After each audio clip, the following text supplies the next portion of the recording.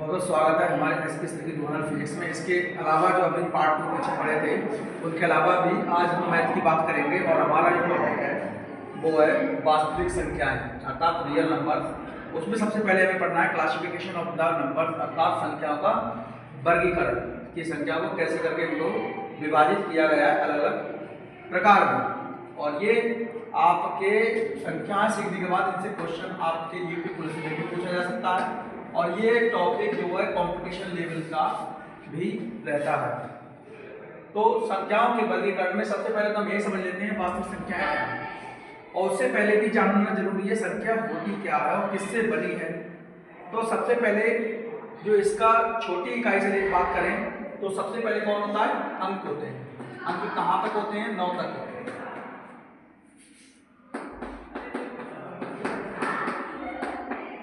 यानी 0 से लेकर 9 तक क्या होते हैं? अंक। अब तक जो भी संख्याएं हम पढ़ेंगे या संख्याएं होती हैं या संख्याएं बनती हैं वो इन्हीं अंकों से मिलकर बनती हैं। और जो अंक होते हैं वो होते हैं 0, 1, 2, 3, 4, 5, 6, 7, 8, 9। और जो संख्या होती है वो इन्हीं को मिलाकर बनाई जाती है। अर्थात संख्या की अगर हम परिभाषित करें पूछ लिया जाए संख्या को परिभाषित कीजिए तो ये होता है अ ग्रुप ऑफ वर्ड्स अर्थात a group of figures or digits that is called numbers। अर्थात अंकों का कोई भी समूह हमारी संख्या कहलाता है। सबसे बात करेंगे पहले प्राकृतिक संख्याएं क्या होती हैं। तो प्राकृतिक संख्याएं अर्थात नेचुरल नंबर की बात करें तो नेचुरल नंबर या प्राकृतिक संख्याएं वो संख्याएं होती हैं जो गिनती करने के काम में आती हैं। इसे व्यक्ति प्रकृति से ऑटोमेटिकली सीख लेता है। कैसे? वो ऐसे सीख लेता है अगर उसको पढ़ा लिखा भी नहीं है तब भी वो ऑटोमेटिकली भी गिनेगा तो वो शुरुआत 1 से ही करेगा। तो वो गिनती या वो संख्याएं जो 1 से प्रारंभ होती हैं वो प्राकृतिक संख्याएं कहलाती हैं। प्राकृतिक संख्या कभी ऋणात्मक नहीं होती है अर्थात माइनस की नहीं होती है और ये दशमलव के रूप में भी नहीं पाई जाती है। इन्हें n से प्रदर्शित करते हैं अर्थात ये संख्याएं जो 1 से प्रारंभ होती हैं 1 से प्रारंभ होती हैं वे प्राकृतिक संख्याएं कहलाती हैं।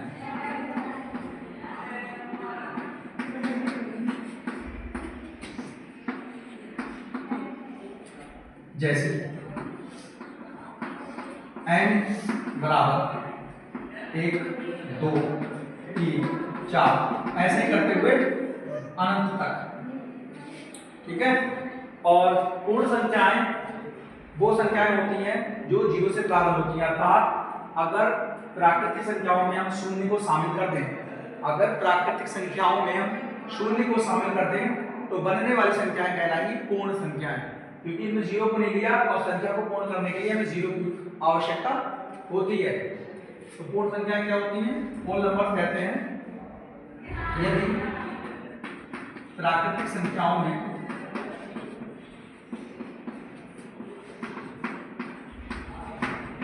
शून्य को मिलाते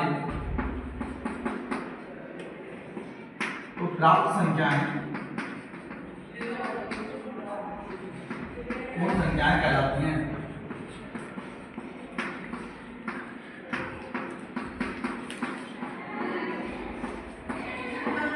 यानी W बराबर 0, 1, 2, 3, 4, 5, 6, 7 तक अनंत तक इनफाइनाइट तक। बात करें पूर्णांक की तो पूर्णांक क्या होते हैं? वो पूर्ण अंक। अगर पूर्णांक का हम संधि विच्छेद करें तो क्या होगा? पूर्ण प्लस अंक यानी कि अंक कोई भी हो वो पूरा हो ना तो उसे भिन्न में बांटा गया हो और ना ही उसे दशमलव में बांटा गया हो अर्थात पूर्णांक। और पूर्णांक वो संख्या अंक होते हैं या संख्याएं होती हैं जिनका हर एक होता है अर्थात उसको किसी में नहीं बांट सकते। और पूर्णांक को 2 भागों में बांटा जाएगा धन पूर्णांक और ऋण पूर्णांक। अंतर समझिए प्राकृतिक संख्याएं कभी ऋणात्मक नहीं होती हैं पूर्ण संख्याएं कभी ऋणात्मक नहीं होती हैं मगर पूर्णांक ऋणात्मक भी होते हैं।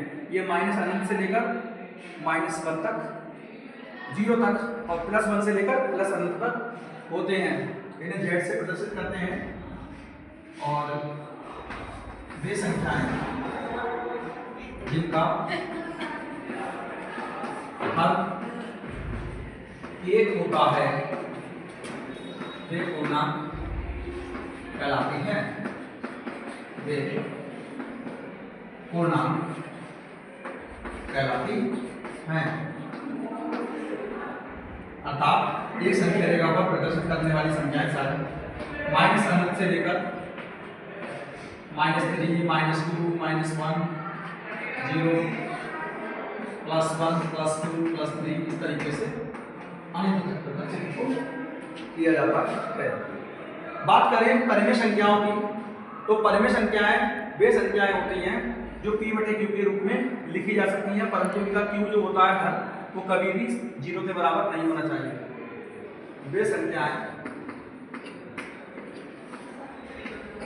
जो p/q के रूप में लिखी जाती है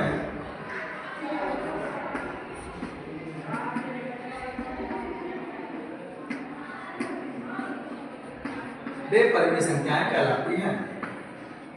वे परिमेय संख्याएं कहलाती हैं। परिमेय संख्या कोई भी हो, मूल वर्गमूल निकलता है उसका, अंडर रूट के अंदर नहीं आती है वो संख्या, ठीक है। एग्जाम्पल 4/5, 6 आदि। और अपरिमेय संख्या इसका उल्टा होता है जो p/q के रूप में नहीं लिखी जाती है, उसे हम कहते हैं अपरिमेय संख्या। एग्जाम्पल √3, √5, √6 और इसके अलावा 1.01, 0 इन्हें लिख लीजिए बस।